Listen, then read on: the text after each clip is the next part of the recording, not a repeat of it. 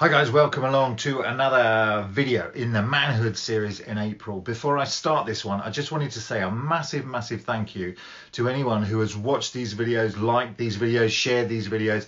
We've had a really big response. We've had lots of views for the first two videos that went out in April. And I've had people private messaging me, people even coming up to me over the weekend and saying, hi, I've seen your videos, and just saying how much they like them. So I just want to say thank you very much for everyone who's been involved in that. If you like this video, then share it, like it, get it out there. Let's get it out to as many guys as possible, because the whole point of these is that we engage in conversation about some of the issues that men find themselves in. So I hope you like this video. This one is about mission and purpose and how you know you're on purpose. And for guys, it's so important that you have a mission or purpose that you're interested in. If you wake up every morning with a sense of disengagement and boredom and disinterest in your own life, then you will find a slow decline down. If you do not have that passion in your belly, if you don't have that fire in your belly about what it is that you're doing. So what I want to encourage you to do is have a think, as we talk about this issue, mission and purpose, about what your mission and purpose is. How can you light that fire in your belly? Because if you don't have it, you'll become distracted by alcohol. You begin to sedate yourself. You become interested in pornography. You'll find a way to get the stimulus because you're not getting it in the core areas of your life. And so that's what this mission is, the purpose of this video rather, is to get you re-engaged with that fire in your belly and find that thing that you really want to do. So in our 20s, when we're growing up, there's kind of two ways it goes in terms of setting direction of your life. I was having a really interesting conversation with a guy, as a friend of mine, a coach of mine, and he was telling me in his 20s, he pretty much kind of drifted along. He didn't really have much purpose in his life. He had a series of kind of long-term relationships, and whatever the woman wanted in that relationship, he kind of went along with it. If she wanted to buy a house, we'd go along with it. If she wanted to live in a particular area, we'd go along with it. Even to the point where he was considering having children just because the woman wanted to have it. Not because he'd made a conscious decision on any of these things. He hadn't modeled his life. What we tend to do is we tend to follow the blueprint of our parents.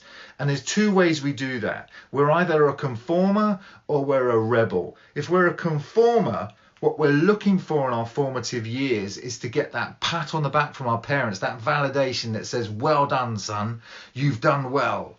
You've conformed to what we thought would be a successful life for you at this point in your life. You're looking for the pat on the back.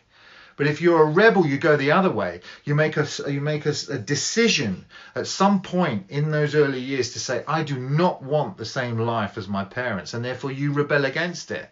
If they have a house, you're going to become nomadic. If they go for a job, you're going to look to, avoid employment as long as you can. You rebel against it. If they vote Tory, you vote Labour. And it can be the other way around as well if you're a conformer. But the point about it is in our early 20s is that we spend a lot of our time just responding and reacting to what happened in our childhood and working our way through this process of individuation. The psychologists call it what Carl Jung called it, this idea of becoming an individual.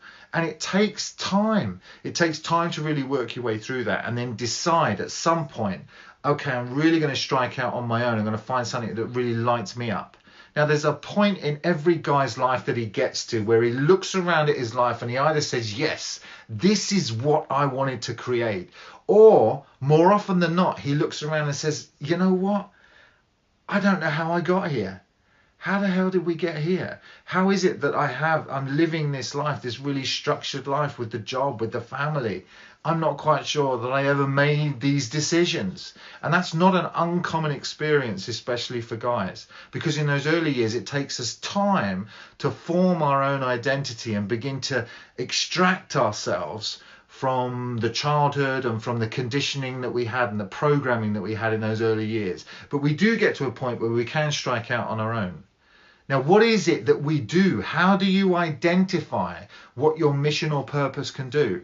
So I don't want to make it too grandiose, first of all. A mission and purpose can be something as simple as getting up in the morning and setting a target. I've got a mission, I've got a purpose for that day, for that week, for that month, for 90 days, for 3 months. I'm gonna set a direction, a purpose, which is going to be lose weight, which is going to be get fitter or get a new job.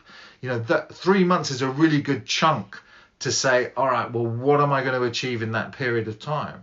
But for a longer term mission and purpose, it's worth thinking about 3 things. So the first thing to think about is has there been in your psychology an emerging kind of thought that you haven't been listening to, a small voice within that's been nagging at you? It's been persistent for some time. It's been suggesting that maybe you should try your hand at this.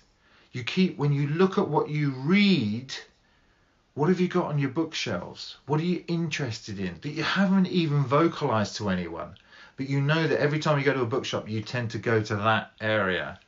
Or maybe it's something you read in the newspapers. Maybe it's films that you've always been interested in watching, but you've never really taken any action on. Think about these little indicators of interest that are around that you might not yet have consciously gone, yeah, I'm interested in that. That's a sign of mission and purpose that you may be suppressing, you may be getting distracted away from, but that's a sign. And what it is it's a kind of finding, right? But it's not a finding out there in the world. It doesn't already exist. It exists in you. The place to look is inside, to listen hard to that voice that persistently comes up for you. Okay, the second thing to think about is it's probably something that scares you, that there's resistance on. So when you think about doing it, there's a little bit of, ooh, I'm not quite sure I could do that. It's outside of your comfort zone. Some of you may be familiar with the bell curve that kind of goes like that. And what the bell curve of interest is, on one level, on the left-hand side of this bell curve, you've got boredom, disengagement, disenchantment, lack of interest. And on the other side, you've got kind of stress, anxiety, high tension. And somewhere in the middle of that is where you want to be. You want to be in the place that doesn't have too much tension, doesn't stress you out, but also is not so dull and in your comfort zone that it disengages you and you're not interested in it.